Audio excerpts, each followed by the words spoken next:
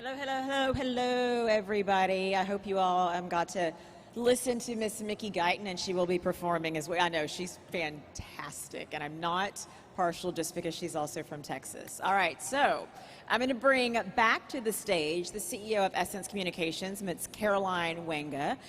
And let me make one correction on the fly, and the person that she will be having a wonderful conversation with, the Chief Medical Officer of UnitedHealth Group, Dr. Margaret Mary Wilson.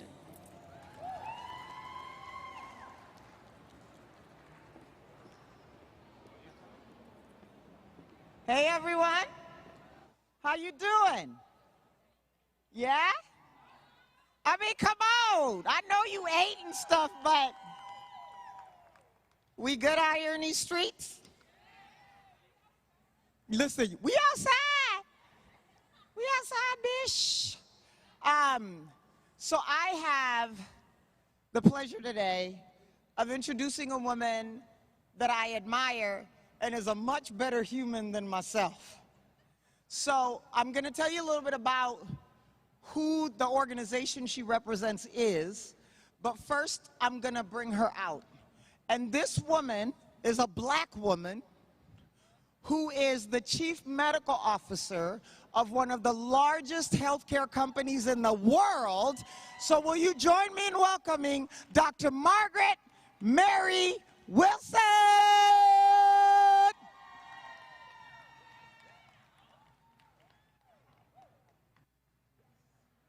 So y'all are about to see two sisters with different paths talk about paths, because y'all got paths to whatever it is you want to be. First of all, you have many choices on where in the globe you can be on any given day because of the change you drive and the work that you do.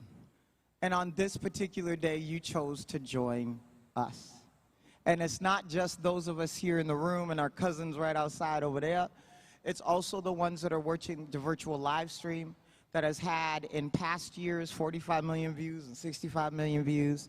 So before I do anything else, sis, I just want to say a heartfelt community thank you for making the time and the many places you could be to come be with us.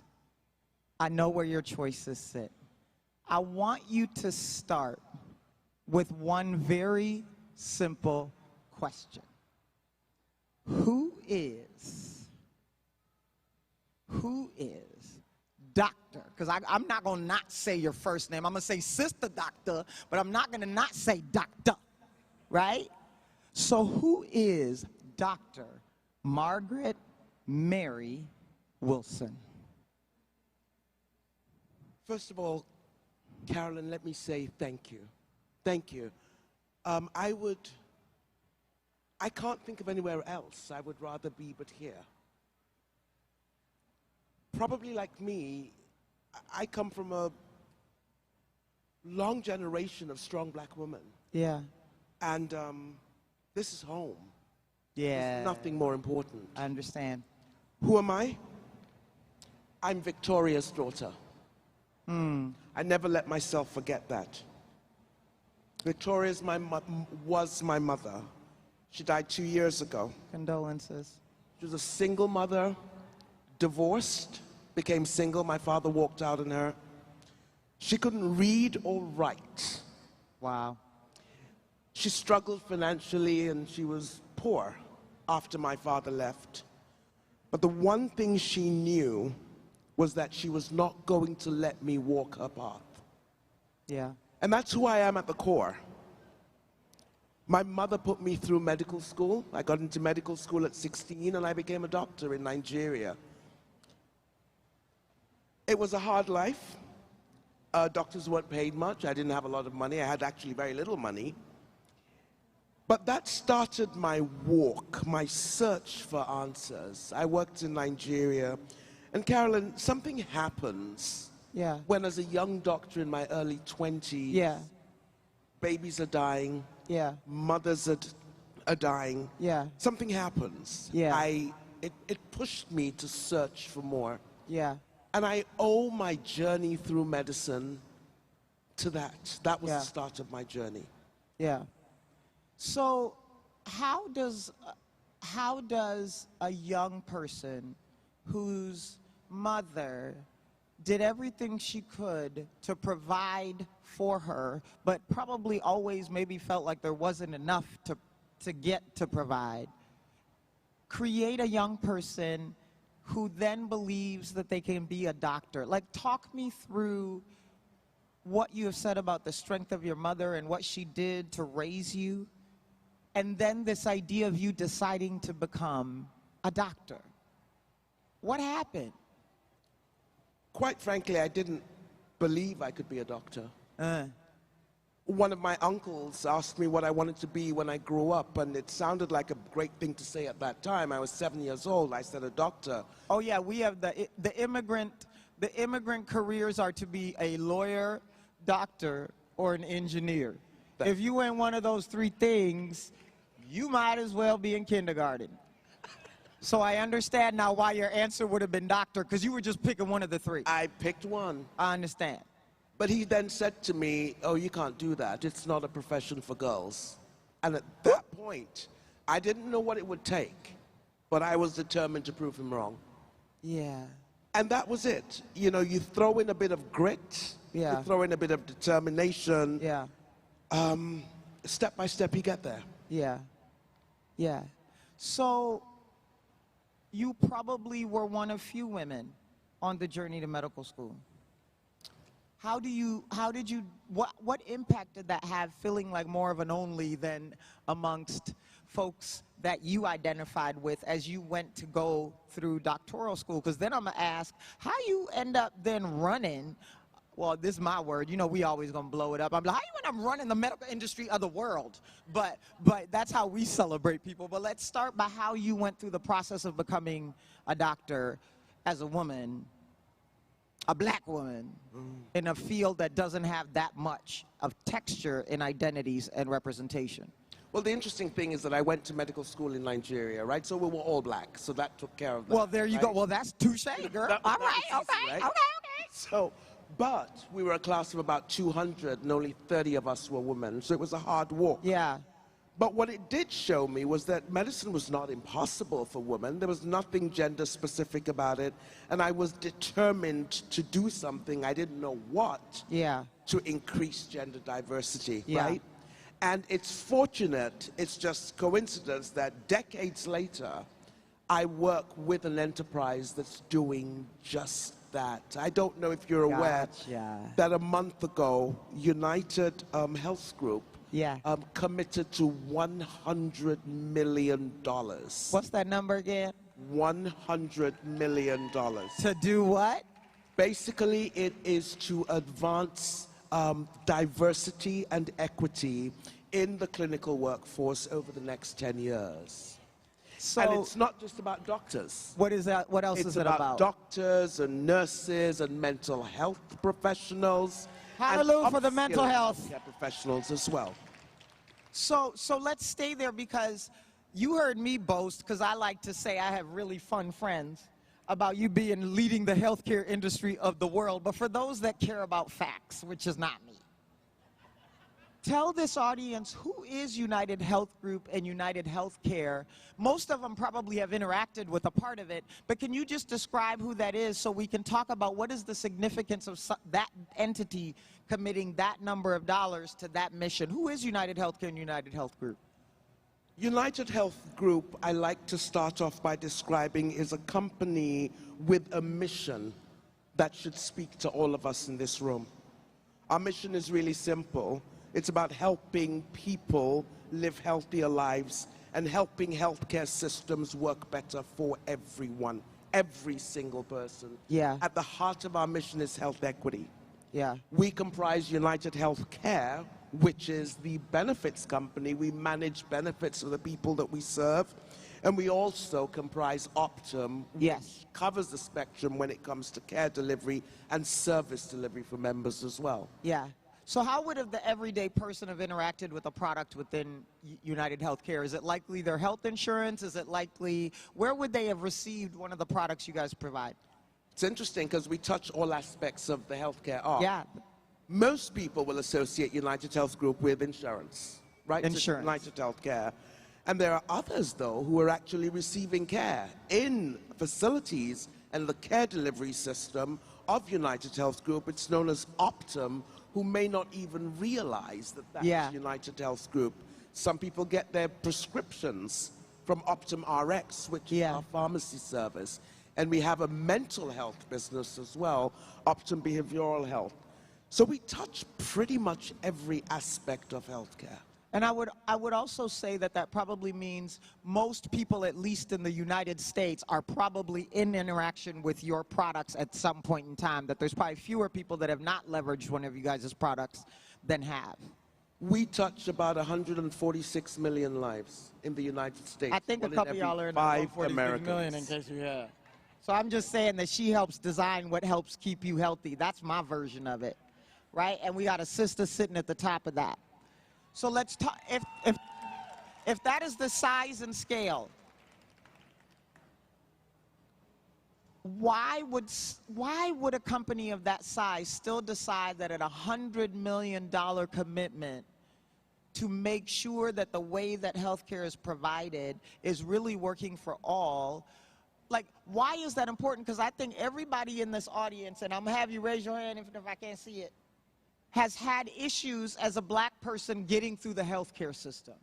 Whether it be getting care, finding care, having coverage, like my doctor, he don't like me, he don't care that I'm black, he thinks I'm white, and everything else in between, right? It's just me? Oh, it's just me then. Oh, well, I'm trying to help you have better health experience.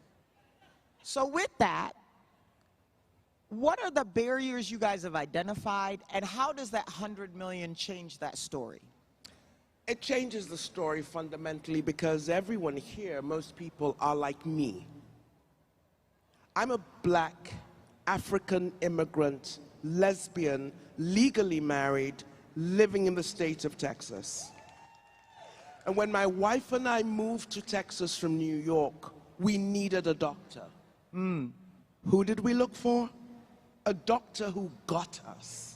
A doctor who looked like us. Yeah. A doctor who represented us in one way or the other. So you a doctor, you a black doctor looking for a black doctor. Somebody black, female, LGBTQ, or maybe even white, male, and not LGBTQ, but who was used to dealing with people like me. Yes. Take a look at maternal health. Let me give you an example of maternal health, right? Because Joker's trying to get healthy and they need the secrets. Right. If you look across America today, yeah, a black woman who goes in to have a baby is about 3 times more likely to die, black maternal health stat, right, than a Hispanic or white woman. Those are the glaring statistics. Similarly, a black infant is 2.5 times more likely to die than a white infant. A black infant, say that again. A black infant is 2.5 times more likely to die than a white infant. Our babies will die, and the mamas will die at a higher rate than white babies and white mamas. Now watch what happens when you introduce a black physician. Tell us. It halves the mortality rate of the infants. So it makes a difference. It saves lives. It saves lives. Because, you know, the people that we serve as clinicians need to look like, we need to look like them. Yeah. It saves lives. So when you see United committing to that amount, $100 million, it is because we recognize that if we are going to change the healthcare system, if we're going to transform healthcare, then it must be equitable and the workforce must be diverse. And that's why we're investing in that.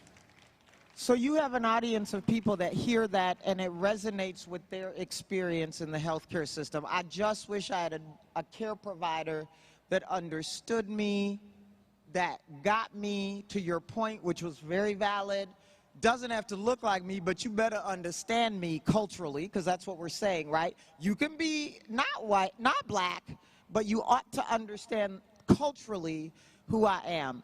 You sit in a position with an organization that can make the commitment with those dollars to create a different kind of experience for us. But the folks out here don't have $100 million, and some of them may work at UHC, but a lot of them don't. And so if they are trying to navigate a healthcare system that has those barriers, what is your guidance to their health journey as you guys try to solve the problem so that they can stay healthy as you solve the problems? Here's one of the things that we've realized, and what I will say to all of us here, right? Think about how we manage wealth, right? Wealth and power. We take accountability for it. Everybody here, I'm sure, can tell me what's in their bank account to the last cent. But I bet very few people can tell me what their blood pressure was this morning. So when we talk about wealth and we talk about power, let's not forget health. That is the third stool.